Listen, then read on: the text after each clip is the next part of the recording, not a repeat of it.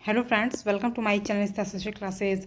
Friends, UP triple S C मुख्य सेविका के सेशन में हमारा आज का टॉपिक है वर्ण व्यवस्था। ये सोशियोलॉजी का पार्ट है, जैसा कि हम सबको पता है, और ये इसके पहले 2 पार्ट हो चुके हैं और ये आज तीसरा पार्ट है। तो फ्रेंड्स, देर ना करते हुए चलिए स्टार्ट करते हैं आज का क्वेश्चन। देखिए, आज का पहला क्वेश्चन है वेरी शॉर्ट क्वेश्चन में वर्ण का अर्थ स्पष्ट करते हुए 4 वर्णों का नाम बताइए। उत्तर है वर्ण वह है जिसको व्यक्ति अपने कर्म या स्वभाव के अनुसार चुनता है। अन्य शब्दों में हम कहें तो वर्ण का तात्पर्य है वर्ण करना या चुनाव करने से है। इस शब्द का प्रयोग काले एवं गोरे रंग की जनता के लिए भी किया जाता है।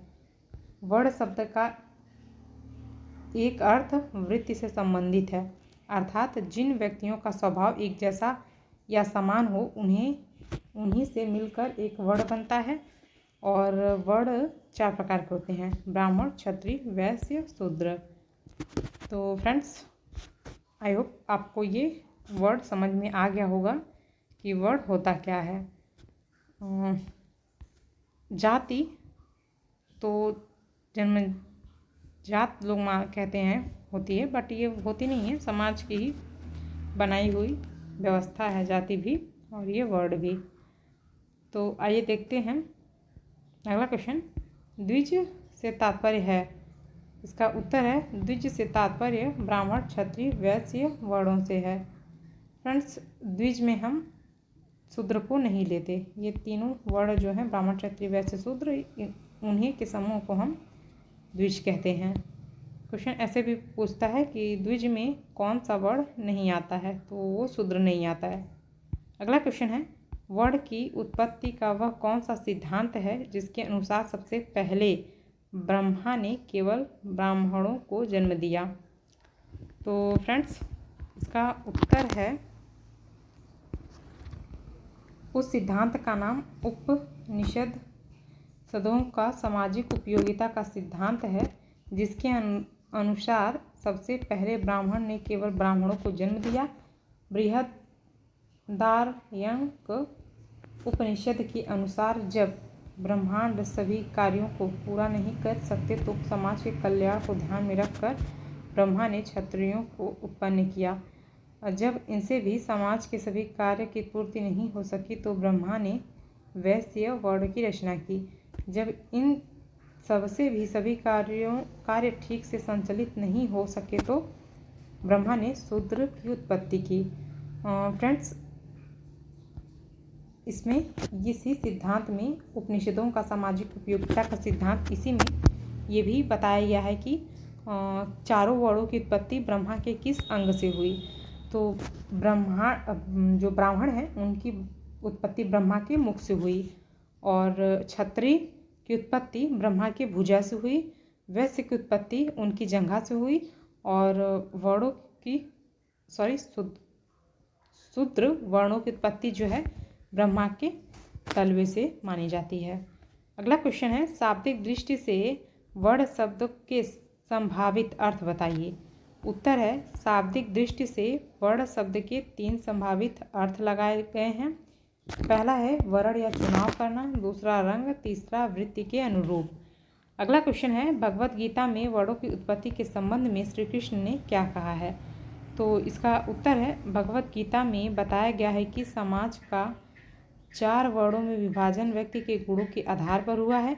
श्री कृष्ण ने अर्जुन को गीता में बताया है कि गुण और कर्मों के विभाजन से ब्राह्मण, क्षत्रिय, वैश्य, शूद्र सभी मेरे द्वारा बनाए गए हैं। गीता में वर्ण निर्धारण के गुण को विशेष महत्व दिया गया है।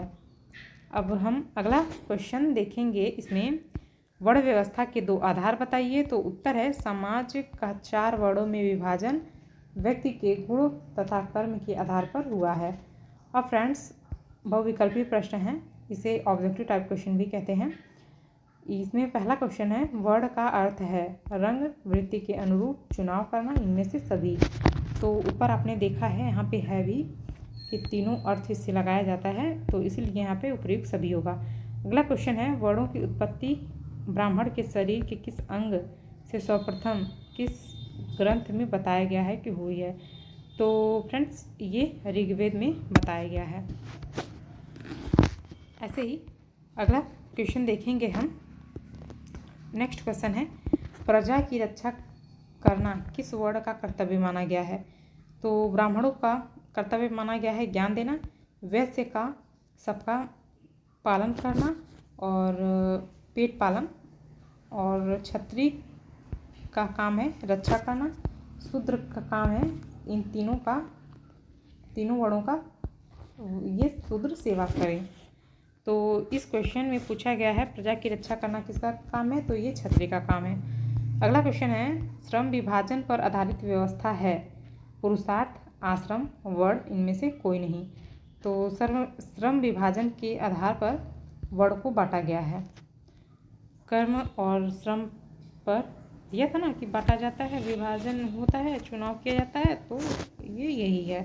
जैसे यहाँ पर सबका सब अपना अपना काम है, तो यही कह रहा है श्रम विभाजन, मतलब काम के विभाजन पर कौन चलता है तो वो वर्ण बनता है।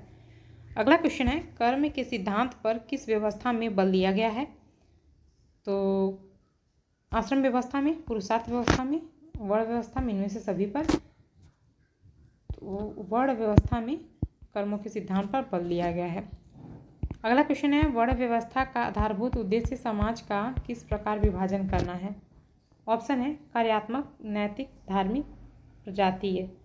इसका करेक्ट आंसर होगा कार्यात्मक। नेक्स्ट क्वेश्चन है, निम्नलिखित में से कौन सा वर्ण है? ऑप्शन है ब्राह्मण, यादव, त्यागी, अग्रवाल। तो ये सब तो जाति हैं तीनों, और ये ब्राह्मण है वर्ण है। अगला क्वेश्चन है, वर्णों की संख्या कितनी है या वर्णों की संख्या है? ऑप्शन है 4, 5, 7, 8। तो फ्रेंड्स मैंने आगे दोनों वीडियो में कई बार बताया है वर्ण 4 होते हैं, ब्राह्मण, क्षत्रिय, वैश्य, शूद्र। तो ये इसका करेक्ट आंसर होगा 4। अगला क्वेश्चन है, निम्न में से कौन सा वर्ण नहीं है? ब्राह्मण, क्षत्रिय, यादव, शूद्र। तो जैसा कि सबको पता है ब्राह्मण, क्षत्रिय और शूद्र जो है वही वर्ण है, और ये यादव जो है वो जाति है, ये कोई वर्ण नहीं है। अगला क्वेश्चन है, वर्ण व्यवस्था किस धर्म का अंग है? तो ये हिंदू धर्म का अंग है। नेक्स्ट क्वेश्चन है, 4 वर्ण की उत्पत्ति का उल्लेख किस पुस्तक में किया गया है? तो 4 वर्णों का उल्लेख जो है गीता में किया गया है। अगला क्वेश्चन देखेंगे, द्विज का तात्पर्य निम्नलिखित में से किस वर्ण से है? तो ब्राह्मण वर्ण से, क्षत्रिय, वैश्य इनमें से सभी वर्णों से। तो ऑल ऑफ द्विज है, शूद्र को छोड़ करके ये द्विज वर्ण समूह है। अगला है, कृषि कार्य का कर्तव्य निम्नलिखित में से किस वर्ण के लिए निर्धारित किया जाता है? तो फ्रेंड्स शूद्र का काम है सेवा करना, क्षत्रिय का काम है रक्षा करना, ब्राह्मण का काम है ज्ञान देना, और कृषि का कार्य वैश्य करते हैं। अब देखेंगे निश्चित उत्तरीय प्रश्न। इसमें है पहला क्वेश्चन, वर्ण वह है जिसको व्यक्ति अपने कर्म और स्वभाव के अनुसार चुनता है, यह कथन किसका है? तो यह भास्कराचार्य जी ने कहा है। यहाँ पे गलत है, भास्कराचार्य रहेंगे। अगला क्वेश्चन है, वर्ण के प्रकार हैं? तो वर्ण के 4 प्रकार हैं। अगला क्वेश्चन है, वर्ण का आधार व्यक्ति के कर्म को माना जाता है। और नेक्स्ट क्वेश्चन है, वर्ण व्यवस्था पर प्रकाश डालने वाला प्राचीन ग्रंथ कौन सा है? तो वो ऋग्वेद है। नेक्स्ट है, वर्ण तथा जाति में से किस व्यवस्था में खुलापन पाया जाता है? तो वर्ण व्यवस्था में खुलापन पाया जाता है। अगला है, गीता के अनुसार सामाजिक स्तरीकरण का आधार किसे माना गया है? तो गीता के अनुसार सामाजिक स्तरीकरण का आधार व्यक्ति के गुणों को माना गया है। नेक्स्ट क्वेश्चन है, यह कहाँ कहा गया है कि गुण तथा कर्मों के आधार पर चारों वर्ण की रचना की गई है? ये भगवत गीता में बोला गया है। फ्रेंड्स ये तो रहा वर्ण व्यवस्था। अब हम देखेंगे जाति व्यवस्था। जाति हमारे मुख्य सेविका के सिलेबस में है और वर्ण व्यवस्था जो है नहीं है। वहाँ पे लिखा नहीं है सिलेबस में, बट जाति व्यवस्था से ही कनेक्टेड वर्ण व्यवस्था भी है, इसलिए मैंने वो करा रखा कि आप लोग को जानना ज़रूरी है। कहते किसे हैं, इसके अंतर्गत आता क्या है, जाति और वर्ण में अंतर क्या है, ये सब बेसिक नॉलेज पता होना चाहिए। अगला टॉपिक है जाति व्यवस्था। इसका पहला क्वेश्चन देखिए, जाति प्रथा की कोई 2 विशेषता बताइए या जाति प्रथा की 4 विशेषता बताइए। तो इसका उत्तर है, जाति प्रथा समाज का खंडात्मक विभाजन करती है। जाति की सदस्यता जन्मजात होती है। एक व्यक्ति जिस जाति में जन्म लेता है, जीवन पर्यंत उसी में बना रहता है।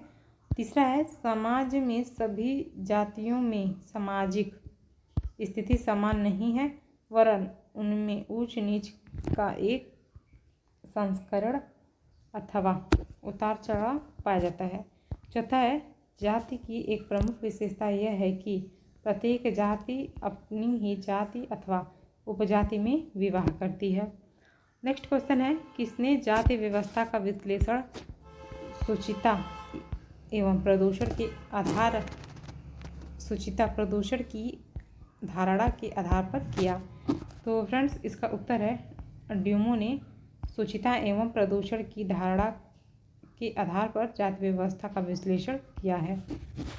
अगला क्वेश्चन है, ये इम्पॉर्टेंट क्वेश्चन बन जाता है, पूछ सकता है कि सुचिता एवं प्रदूषण की धारणा किसने दिया है। तो ये ड्यूमा ने दिया है। और सुचिता एवं प्रदूषण की धारा किस व्यवस्था से संबंधित है। तो ये जाति व्यवस्था से संबंधित है।